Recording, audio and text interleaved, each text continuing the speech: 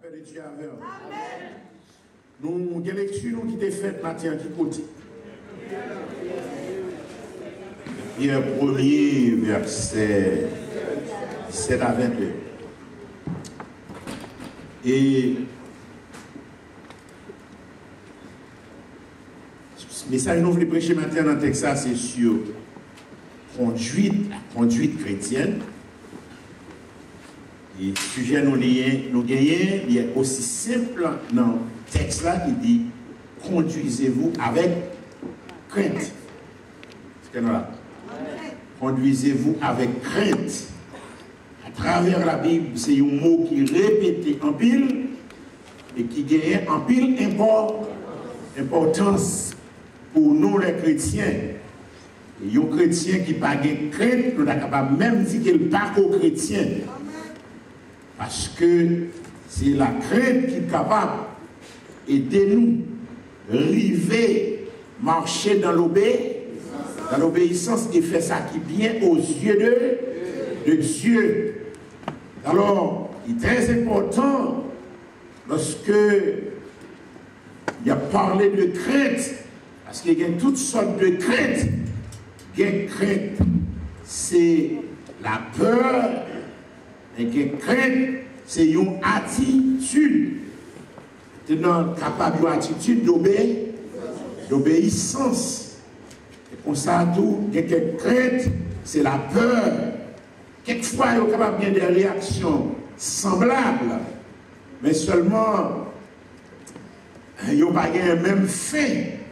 Parce que, il y a crainte qui ont inquiétude, même l'aile va pousser au prendre des décisions pas durables, ni pas selon la volonté de Dieu.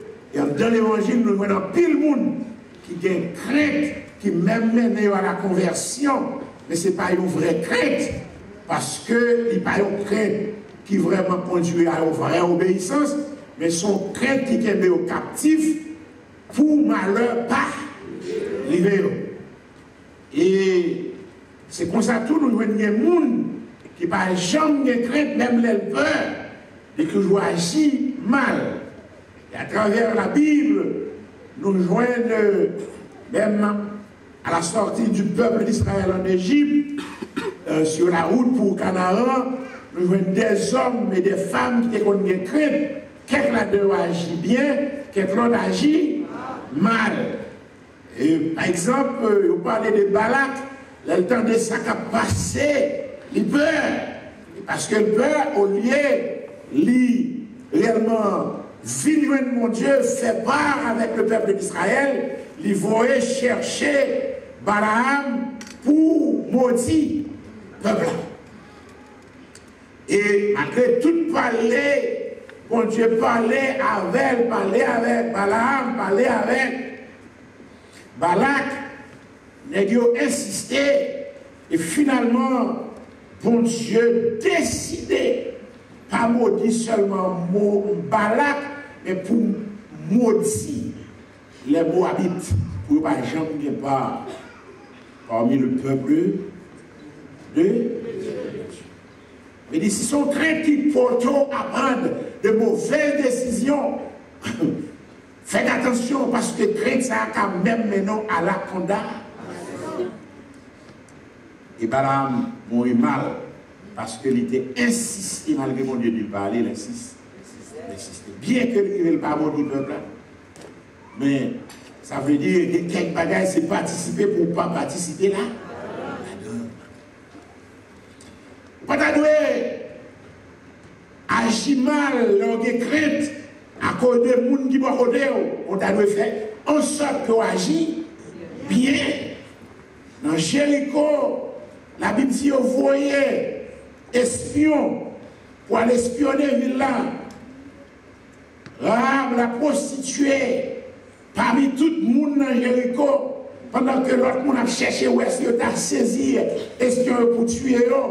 Malgré lui-même, ils sont prostitués, qui assemblés de mauvaise vie, mais ça le fait lui-même, il cacher. Il exprimait très bien pour le dire, moi, je connais mon Dieu, pas mon Jéricho. Parce que pas des gens qui tendaient, ça qui passait pas avec nous, ça l'Éternel a fait avec nous, qui va trembler et qui va peur. Mais il dit, on seul bagage m'a demandé nous, et nous prenons ville là, épargner moi-même avec fond. Et nous voyons cette dame parmi tout le monde. Rivé une participation dans la famille. Bon. C'est même pas qui arrive dans le pays Moab malgré 800 Moabites. Mais du fait qu'il a une détermination pour chercher mon Dieu. Il dit Naomi, couteau, aller, couteau, mourir, mourir. Bon Dieu va, bon Dieu. Et il dit que bon Dieu traite dans toute rigueur s'il va comme ça. Et nous voyons ces deux femmes, Ruth et Rahab, ils ont entré dans la famille de Dieu, dans la Jésus.